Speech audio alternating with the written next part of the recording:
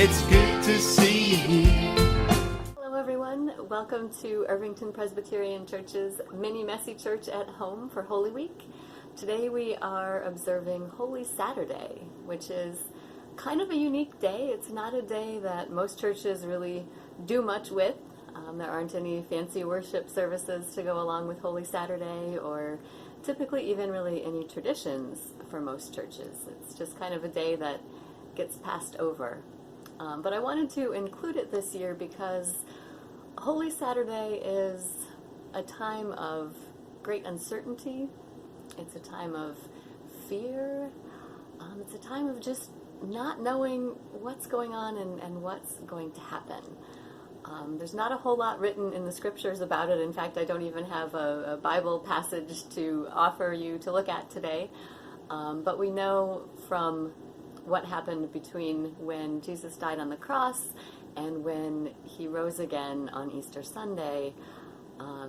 We know that his friends and his followers were up to a few different things.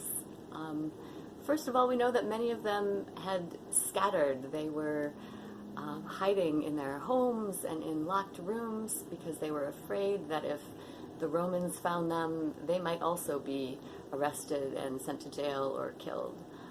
So there was a lot of fear going on.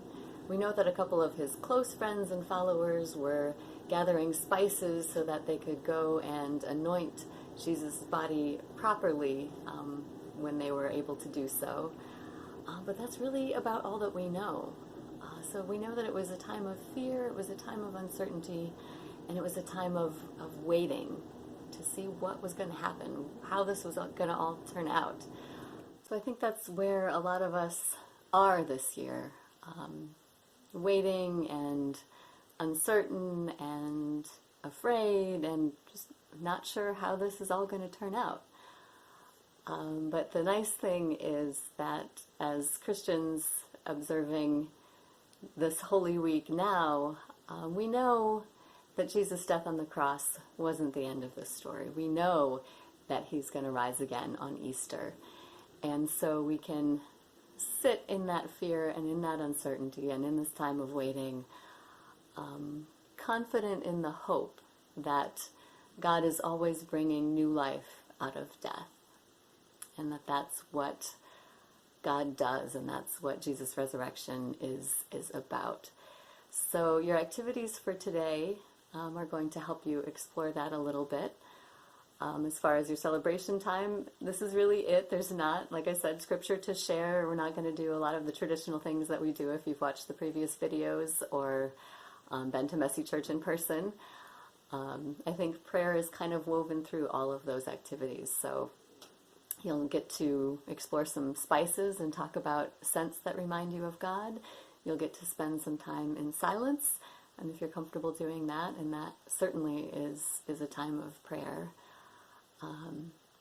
And you'll get to plant some seeds, which I think is a really tangible way to really explore this idea that new life comes from death.